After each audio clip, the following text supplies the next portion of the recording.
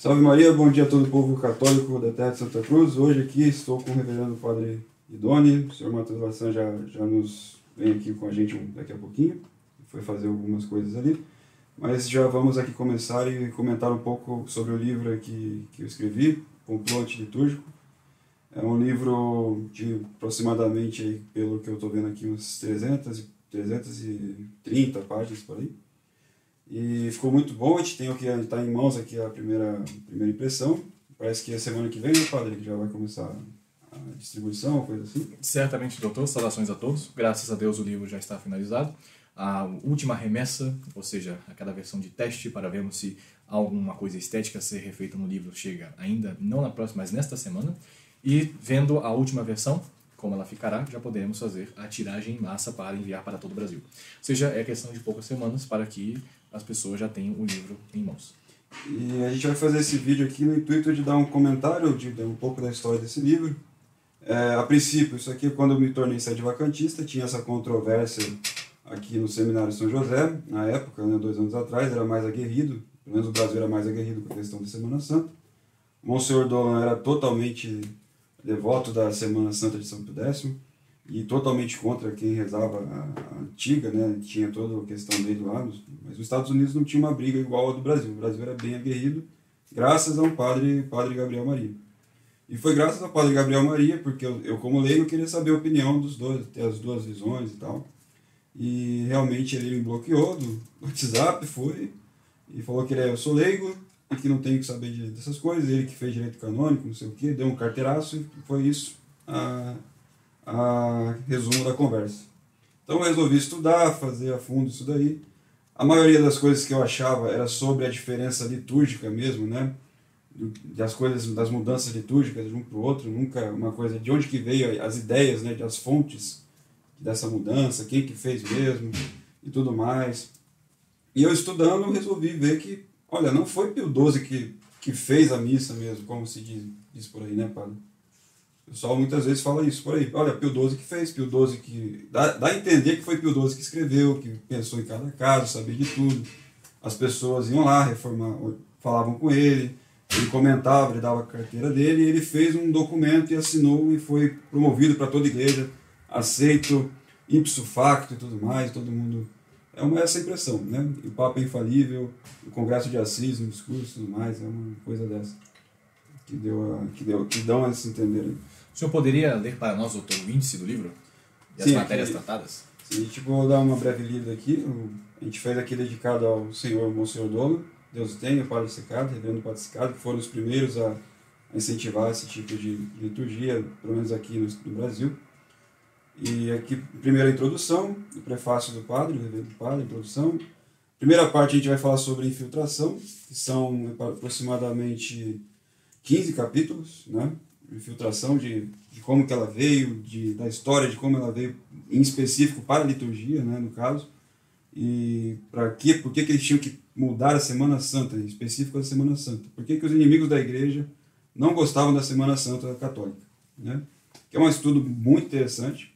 As pessoas muitas vezes têm uma visão não muito clara da liturgia. Por que eles querem mudar tanto a liturgia, né?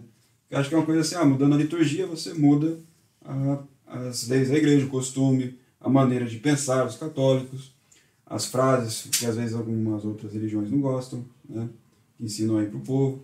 Enfim, toda a história desse movimento que veio. Esse movimento modernista, desde do tempo ali do São Pio X já tinha, né, pai? Uhum. Já tinha todo o movimento. A pior de todas as heresias, segundo São Pio X. Isso. Então, aí no primeiro capítulo, a reforma da Sexta-feira Santa, a intercessão dos judeus, a revista Carre de Simeones, que apoia o sionismo. Essa revista é uma revista católica, promovida por religiosos da congregação de Sion. E ali já estava toda a revista já movimentando ali, fazendo os combates ali intelectuais para a mudança da Semana Santa.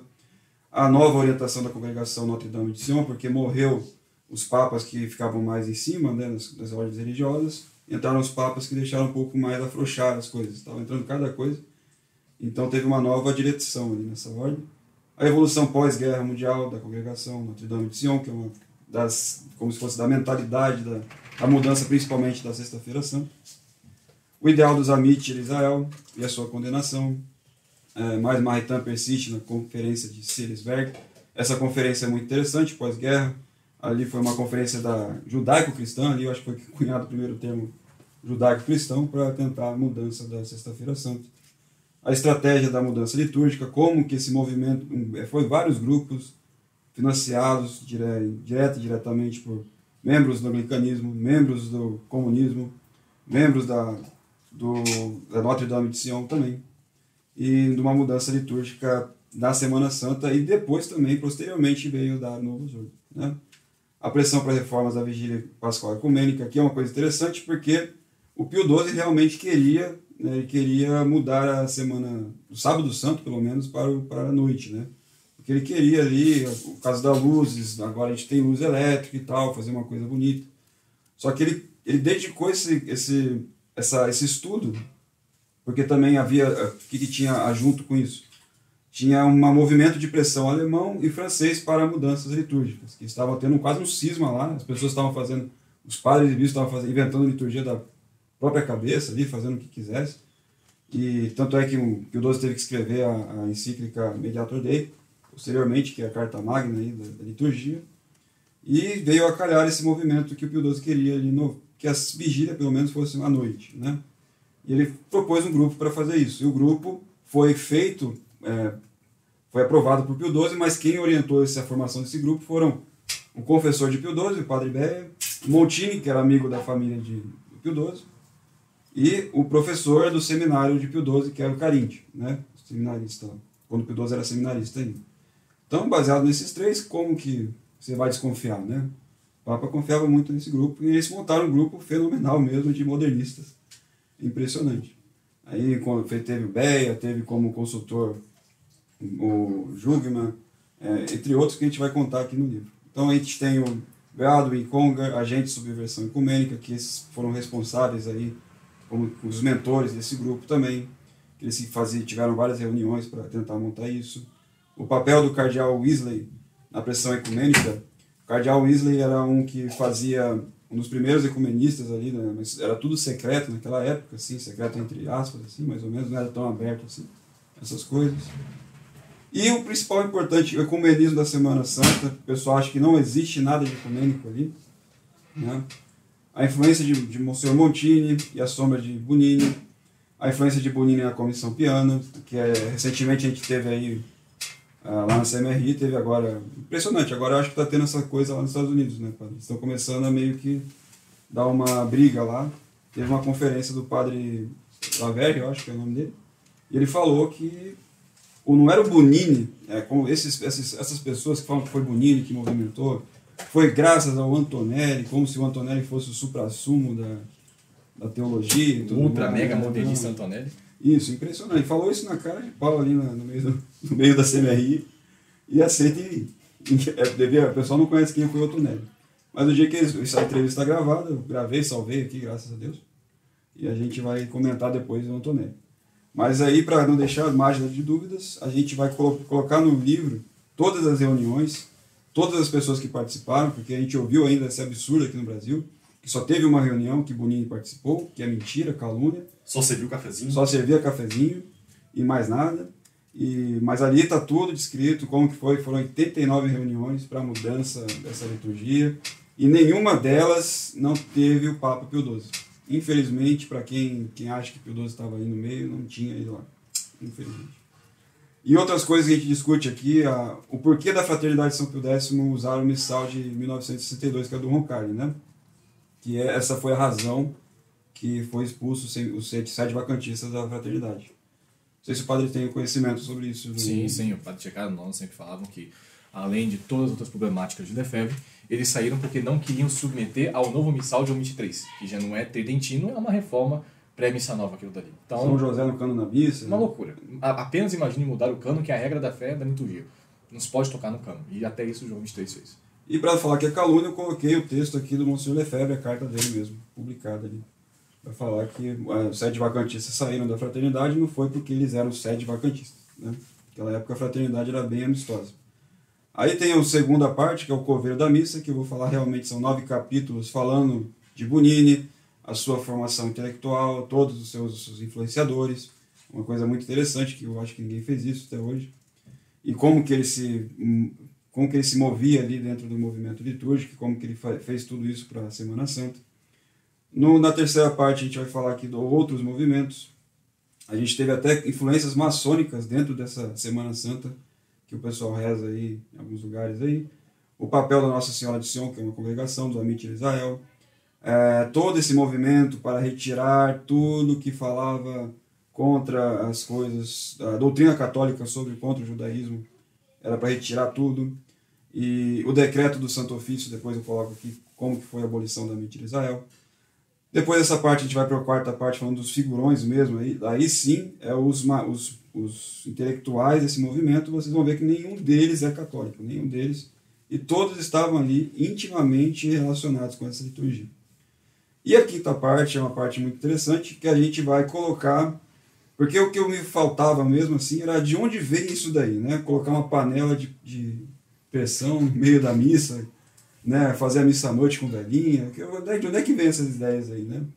Acho que foi uma coisa inventada, e a gente fica impressionado que ali tem um movimento ecumênico mesmo, porque a missa é idêntica aos luteranos, aos dos anglicanos, tem um pouco também de evitar para fazer mesmo uma coisa mais agradável ali à Inglaterra, que eles não gostavam, lá na Inglaterra, que os católicos faziam sábado santo até meio-dia. Já os anglicanos não, até meia-noite e tal, e não gostavam disso daí. Tinha uma coisa muito interessante sobre isso. Eu coloco tudo aqui, para que coloco certinho o lado de cada um, para não ter, isso aí é só coincidência. E a gente vai matar aqui se Pio XII rezou ou não essa reforma, e colocando os argumentos por que ele não rezou. A gente não achou nenhuma foto, nada do Pio XII rezando essa Semana Santa. Pelo contrário, eu pelo menos procurei, fui em todos os lugares, mandei carta para o Vaticano, né, mandei carta para um monte de gente que tinha da época e tal, não tinha nenhuma informação sobre isso. E eu acho que eu sei o porquê que aconteceu isso, coloquei aqui algumas coisas. E coloco todos, depois disso, no capítulo, no sexta parte do livro, a gente vai falar da competência da Congregação de Ritos, porque quem promoveu essa liturgia no mundo católico latino foi a Congregação de Ritos, né? E as pessoas, é um novo argumento que a gente veio a dar, e de fato foi isso mesmo, foi a Congregação de Ritos, um decreto de Congregação de Ritos, não do Papa, questão que a gente vai colocar aqui, porque todos os argumentos canônicos e morais que você quiser para você não rezar essa Semana Santa, inclusive para você combatê-la, né? E eu acho que é isso, eu coloco a bibliografia no final, todos os livros que eu usei. É um livro feito com muito carinho, espero aí que todo mundo que tenha ele, leia com cuidado, que tenha, se quiser alguma informação a mais, pode entrar em contato, que a gente vai fazer. A gente vai ter mais breves aulas aí, cada Semana Santa a gente vai falando mais coisas, né? Mas é um livro que faltava, que eu achava que faltava no meio sede vacantista, para deixar bem claro para as pessoas. Que não é uma coisa só de gosto, porque é mais bonito e tal, né? Não é uma coisa assim, é uma coisa que vai relativamente com a sua fé, né? Então é isso, padre.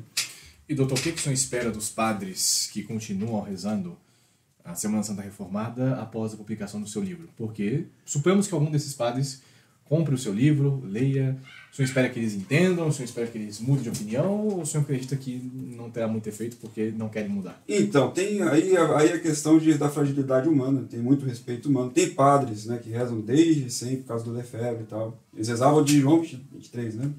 E aí entra o respeito humano. Teve padres aí que foram até professores de liturgia ali de Larreira, sem citar nomes, e foram ali, influenciaram uma geração de padres, né? Que até na Colômbia tem isso. Impressionante. Eu espero que os bispos sede-vacantistas pelo menos abram o olho, porque como é que você quer lutar contra o modernismo rezando a missa que é modernista? É impressionante. Não tem como. Eu acho que depois desse livro não pode ninguém falar ignorância invencível. E o detalhe diferente do livro da Alessandro Lima é que esse livro aqui eu não coloco nenhuma opinião minha. Não, eu acho. Isso aí é coisa que eu nunca vou fazer. Eu coloco tudo aqui, os fatos, os documentos doutrinários que estão aqui são de canonistas, de padres e tal, sobre o assunto. E aí eu deixo o leitor a tomar a sua decisão, sem dar a minha opinião de nada das coisas mesmo, assim, do que eu quero, que eu acho que é isso e tal. Não existe isso aqui no livro. Então é isso, padre. Muito bem, nós vemos que esses estudos têm evoluído cada vez mais, especialmente neste ano, que muitas controvérsias sobre a Semana Santa aconteceram. tive o prazer e a honra de escrever o prefácio do livro, A Pedido do Dr. Yuri, e creio que certamente é um novo passo nos estudos litúrgicos no Brasil. Temos a esperança de traduzir este mesmo livro para outras línguas, especialmente o inglês e o espanhol no futuro, porque acreditamos que é uma matéria que todos os padres devem ter, conhecer, estudar e buscar saber. A Semana Santa é a semana maior da Igreja. Toda a liturgia da Sagrada Igreja é uma decorrência da Semana Santa.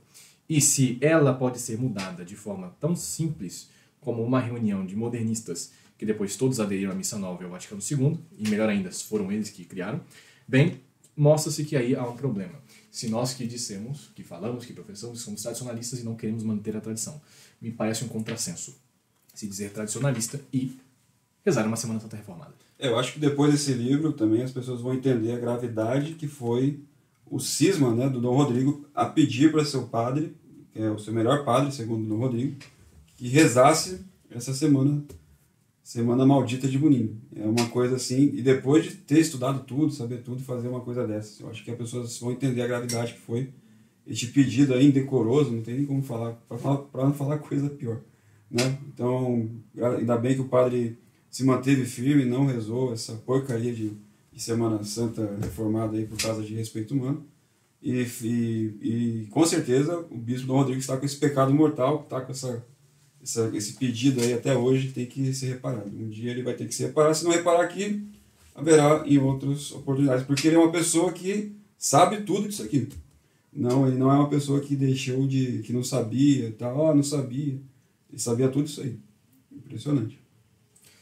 Perfeito, então certamente nas próximas semanas já estará indo à residência daqueles que compraram os livros do Dr. Yuri com o plantio litúrgico. Esperamos evidentemente também uma segunda edição do livro, com novas informações, que certamente há de vir, e até mesmo traduções do livro para outras línguas, especialmente o inglês e o espanhol. E rezamos para que o livro seja lido especialmente por sacerdotes, clérigos, pessoas até mesmo que não são sede-vacantistas, porque, bem, isso também faz parte da história eclesiástica.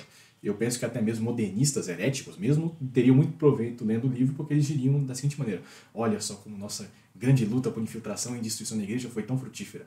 Até eles sabem mais do que nós aquilo que nós aprontamos contra a igreja. Porque muitos modernistas hoje não sabem como foi a infiltração ou todos os processos. Então, é um livro de caráter histórico, teológico, litúrgico, especialmente sobre as mudanças da Semana Santa, que é, sem dúvida, indispensável para qualquer sede vacantista e qualquer pessoa séria que quiser fazer um trabalho intelectual nessa área, terá que ter conhecimento do trabalho do Dr. Yuri Maria, para poder ter um mínimo de autoridade e conhecimento sobre essa matéria tão complexa. E sobre a Semana Santa, o padre estava me contando aqui, com uma oração, que nos bastidores estão aí, no caso, planejando uma Semana Santa aqui no Brasil, em Curitiba, por aí, né? Estamos vendo ainda exatamente como fazer, porque temos a dificuldade que fomos totalmente espoliados em tudo pilhados, tudo que era nosso seminário foi tirado. Para fazer uma missa na casa de uma pessoa, tendo um altar ou um local próprio que sirva como altar, já está suficiente. Agora, para a Semana Santa, precisa de um local que tenha espaço para um monte de acólitos, para procissões, para adoração noturna, então não é qualquer ambiente que dá para fazer isso. Nós estamos buscando algum local para poder alugar, porque não temos mais, fomos roubados nossas propriedades, né? E também toda a questão da compra de paramentos, turíbulo, todos os metais, são coisas bem caras que as pessoas sabem aí que quando é para a igreja as pessoas metem a faca, por incrível que pareça, né?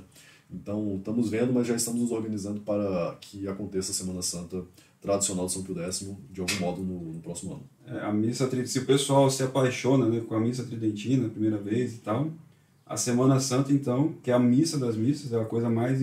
É o cereja do bolo da Igreja Católica em questão de liturgia, né? É a coisa mais... É o ápice da Igreja em liturgia da Igreja Latina. Eu acho que era uma coisa que todo mundo deveria buscar.